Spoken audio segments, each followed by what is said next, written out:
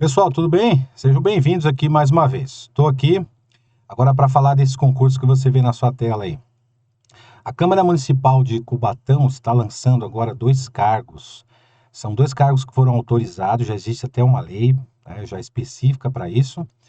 E eu quero trazer aqui para vocês uma análise do edital. O edital ainda não foi publicado, né? Acho que vocês já sabem disso. Mas fazendo uma pesquisa aqui, nessa banca examinadora que vai fazer esse concurso, de provas anteriores, de cargos semelhantes, eu peguei aqui alguns dados relacionados ao edital desses concursos e eu percebi que o edital é exatamente o mesmo. Língua portuguesa, eles copiam, colam e usam o mesmo edital. Então eu vou trazer nesse vídeo aqui algumas técnicas para você estudar, já antevendo o concurso, porque o edital já está na iminência, logo logo vai sair esse edital, então quanto antes a gente se preparar, melhor, tá bom? Vamos lá, primeiro aqui, mostrar para vocês os cargos aqui, ó, apenas especialista legislativo na área administrativa pública e um outro especialista legislativo na área de finanças públicas, específico, né, específico, melhor dizendo. R$ 7.227, salário ótimo para ambos os cargos, não podemos perder essa oportunidade. Banca examinadora, IBAN, vou trazer, como eu disse para vocês, características dessa banca na matéria de língua portuguesa. Bom, aqui, pesquisando editais anteriores de concursos de nível superior, eu encontrei em todos eles exatamente esse edital. Então, essa aqui é uma base, e a gente vai ter isso aqui como base, porque normalmente é o que eles questionam realmente, tá? Muito bem, vamos lá. Primeiro, como você pode estudar a língua portuguesa? Bom, o primeiro passo você tem que identificar quais são as dificuldades que você tem em cada assunto, porque cada um é de uma forma, cada um tem um conhecimento. Depois você mesmo tem que identificar a melhor maneira de estudar cada um desses assuntos, se é anotando, se é relendo, cada um tem uma forma, né? Depois você precisa adotar um plano de estudo diário, tem que ser diário. Aproveita que não tem edital ainda para você estudar diariamente. O que você faz nesse plano de estudo? Você vai pegar provas anteriores, como eu fiz aqui. Peguei provas anteriores, avaliei os assuntos mais cobrados, que inclusive vou trazer para vocês aqui neste vídeo. Depois, você estuda esses assuntos mais cobrados daquela maneira que você achar melhor, relendo, vendo as dicas, vendo o conteúdo da matéria, questões de provas, aqui ó, resolver questões e marcar tempo, né? Marca o tempo porque o tempo aqui, gente, é fundamental, tá? Para você saber quanto tempo você leva a cada questão, né? Isso vai te ajudar a se preparar melhor. Você vai anotar os erros, né, de tudo isso que você fez aí e, evidentemente, revisar, tá bom? Vamos para a parte de interpretação de texto. Como é que você estuda isso?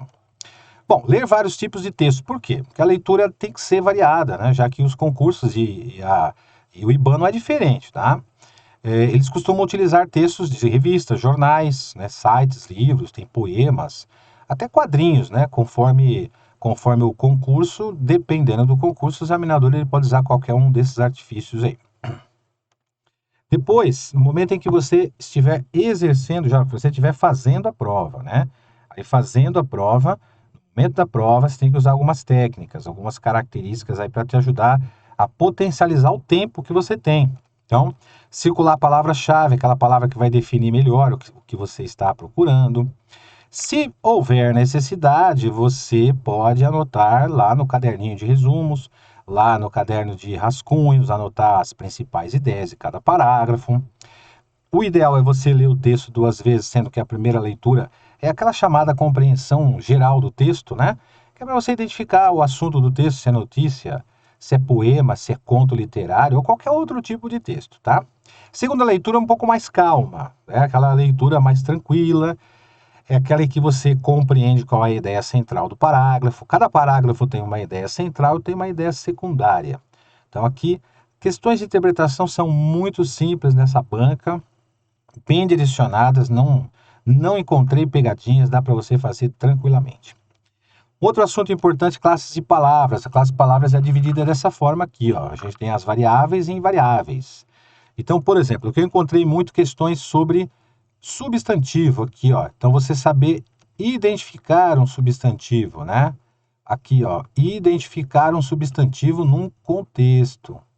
Então, isso eles pedem bastante a parte de substantivo, né?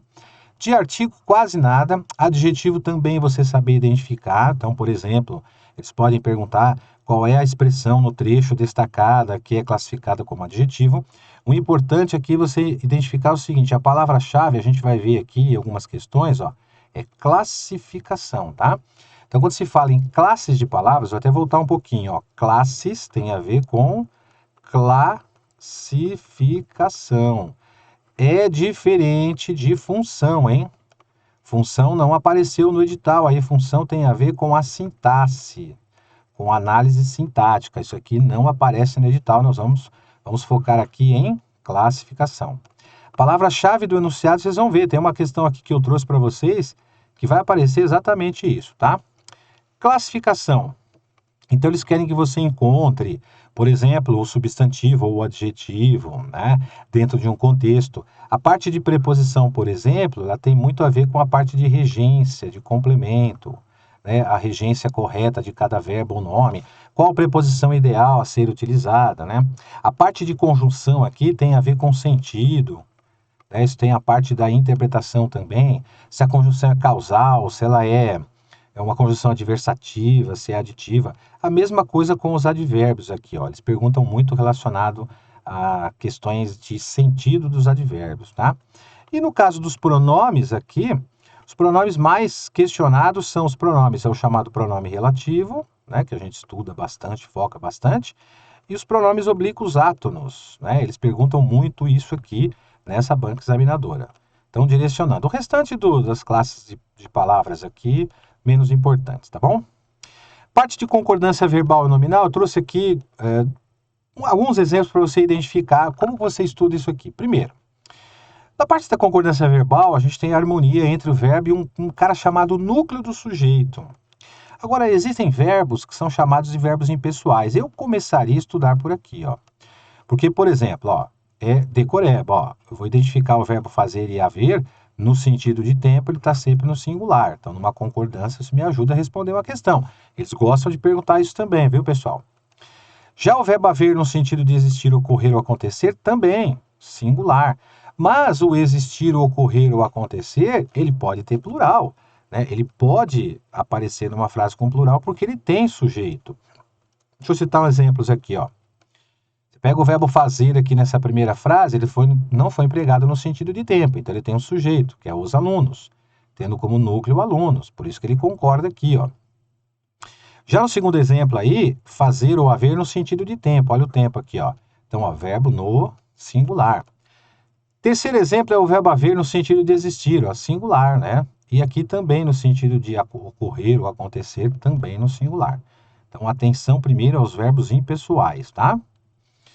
Na concordância nominal é a harmonia entre os nomes e tem o substantivo. Olha a importância de você saber identificar um substantivo. Ele é a palavra-chave, por quê?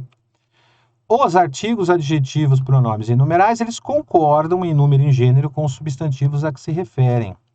Então, por exemplo, se eu tenho uma frase em que o examinador está me perguntando sobre concordância, eu vou identificar aqui, por exemplo, ó, encontrado é um adjetivo que concorda com o substantivo livro. Encontrados é um adjetivo que concorda com o substantivo livros. Encontrada é um adjetivo que concorda com o substantivo revista. E encontradas concorda com o substantivo revistas. Essa concordância nominal. Agora, na concordância verbal, encontrei algumas questões também, inclusive eu vou trazer aqui para a gente treinar em outros vídeos. Concordância com sujeito partitivo, maioria de, né, a maior parte de, grande número de. Por exemplo, a maioria dos alunos, parte dos candidatos, grande número de pessoas. Vocês vão ver que tem uma regrinha específica. A gente chama isso de concordância específica, que é aquilo que normalmente é aquela notinha de rodapé, né, das concordâncias que o examinador pergunta. E isso aqui também, ó, sujeito formado pelas expressões mais de um, mais de uma. Vou trazer questões aqui para vocês também, tá? Expressão numérica indicativa de porcentagem. Eu verifiquei algumas questões, a gente vai estudar isso também, inclusive no nosso material aqui de português aqui no Vencendo Concursos, a gente tem aulas e materiais escritos sobre todos esses assuntos aqui, tá? Caso de regência verbal, regência nominal, outra coisa que se encontra bastante perguntando a mesma regência do verbo ou do nome. Então, o que você estuda? Primeiro, o caso da regência verbal, que é a transitividade, tem a ver com complemento. Eu pego primeiro os verbos que têm mais de um sentido, né? Porque ele muda a transitividade, o agradar, assistir, aspirar e visar. São poucos verbos que têm mais de um sentido, é facinho de estudar isso aí. E os bitransitivos, que têm dois objetos, objeto direto e indireto. Também eles gostam muito de colocar isso nas questões, tá? No caso da regência nominal, tem a ver com o complemento nominal, que é sempre preposicionado. Tem alguns aqui que eu encontrei, né? Por exemplo, substantivo, adjetivo ou advérbio que num contexto exige um complemento. Referência a, quem faz referência a. Acesso, quem tem acesso a. Quem faz menção a. Quem faz alusão a. Aquilo que é igual a. Quem é semelhante a. Eu peguei primeiro aqui com as preposições a, porque com a preposição a, melhor dizendo, que é o que mais apresenta. E com a preposição de também, né? Então, a necessidade de, dúvida de, certeza de, são as que mais caem com preposições, tá? Porque a gente vai focar aqui.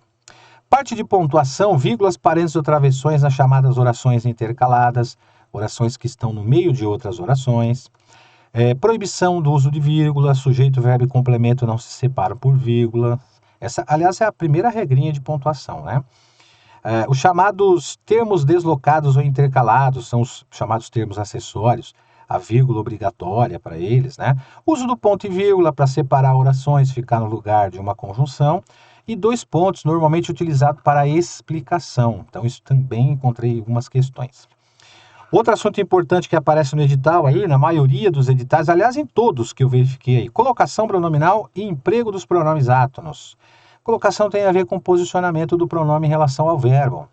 Pronome átono antes do verbo é próclise, pronome átono depois do verbo ênclise, pronome átono no meio do verbo mesóclise. Como é que você pode estudar isso? Primeiro, identificar quais são as palavras atrativas de pronomes átonos. Aí eu vou para as proibições, tá? Proibições, ó. Próclise, ênclise, mesóclise, quando que são proibidas. Você vai ver que vai focar bastante isso daí. Emprego dos pronomes, aqui principalmente esses daqui, ó. O emprego do lolá, losilás, noná, nosinás, oá, oseás, liei, lies. É fundamental também, tá bom? Ortografia, uso dos porquês, né? Uso de A com H sem H e algumas expressões que eu encontrei também, ó. Mas e mais, acerca de, junto, separado, acerca com o verbo haver, ao invés de, em vez de encontro a, ao encontro de, são expressões ortográficas que mudam de sentido. E na parte de acentuação gráfica, deixa por último, tá? Que é a parte de decoreba mesmo. Primeiro, identificar se é oxítona, paroxítona e proparoxítona, que são as classificações das palavras, né? Verificar se tem ditongo crescente e hiato e estudar as mudanças do novo acordo ortográfico. Esses são os principais assuntos. Legal? Muito bem, no nosso curso você vai encontrar isso, ó, aulas, vídeos, né? Todas gravadas em vídeos, com PDFs, esses materiais aí para revisão, resumo, mapas mentais, questões comentadas, resolvidas, e também com vídeos para você estudar e se preparar aí, legal? Então, o que você vai ter aqui na vantagem? Quais são as vantagens do curso online? Você vai ter, na verdade, um curso online gravado, né? Você vai ter acesso ilimitado aqui no Vencendo Concursos, o acesso é imediato, a partir do momento que você adquire o curso, você já tem direito. Você vai ter teoria, questões comentadas no material em PDF que eu comentei com vocês, revisão de véspera, a gente costuma fazer, e o acompanhamento, se você tem alguma dúvida, etc., pode entrar em contato com a gente. Ou você pode usar esse telefone para entrar em contato, falar com o Cristiano, que ele vai te orientar direitinho. Aproveitar aqui, ó, que o valor de lançamento desse curso é de R$ 397 ou 12 de R$ 38,68. Saía por R$ 697, passou para R$ 397, que é o valor de lançamento.